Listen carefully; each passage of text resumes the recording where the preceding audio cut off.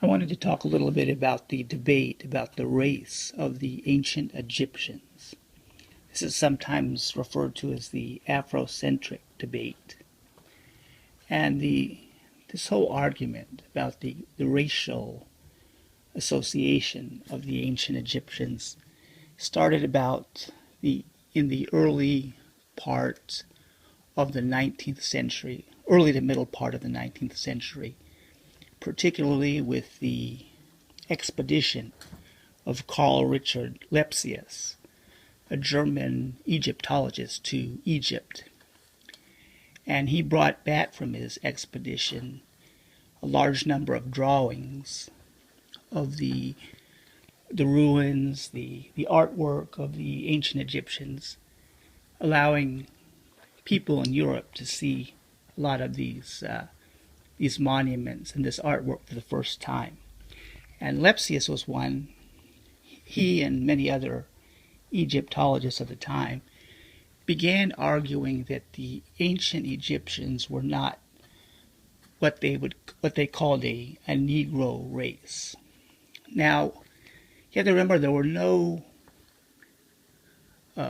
real black Afrocentric scholars at that time, so they weren't really arguing against any type of liberal African academic movement that existed at that time, because there was not really any in existence. Well, that nothing that was challenging the Western Egyptology establishment. What they were arguing against was the general perception that already existed in Europe that Egyptians were an Ethiopian type people. In fact, if you read the ancient literature, Egypt and Ethiopia tend to be mentioned together. You can read, for example, in the Bible, Egypt and Ethiopia are always, not always, but they're often mentioned together, very often paired together. And the same thing you could see with the ancient Greeks and the ancient Romans.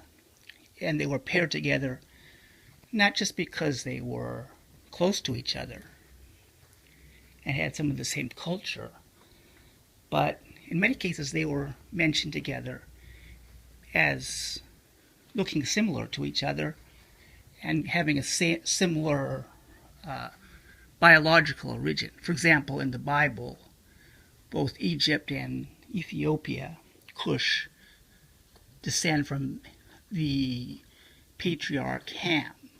And there's this, later on there was in different traditions there was emphasis placed on Ham being cursed.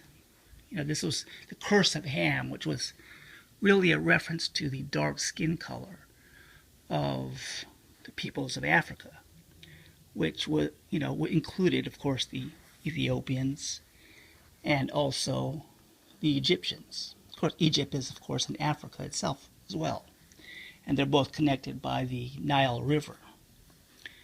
So you have these different cultures which paired Egypt and Ethiopia together.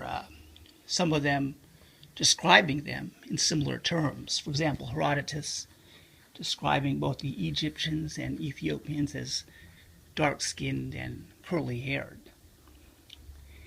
And this idea was quite prevalent in not only ancient Europe, but through the medieval times, until the Renaissance and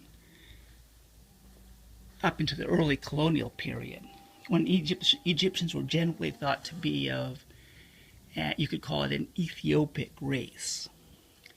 Now, Lepsius and some of the other Egyptologists of the time, they came up with the argument that, yes, the Egyptians were Ethiopic in race, but that both the Egyptians and the Ethiopians were not part of what they called the Negro races. they were not related to the other black peoples of Africa, but that instead they were I think Lepsius described them as a red-skinned Caucasian race. So, and this new debate that started up, again in the early part of the 19th century, I believe Lepsius went to Egypt in the 1820s.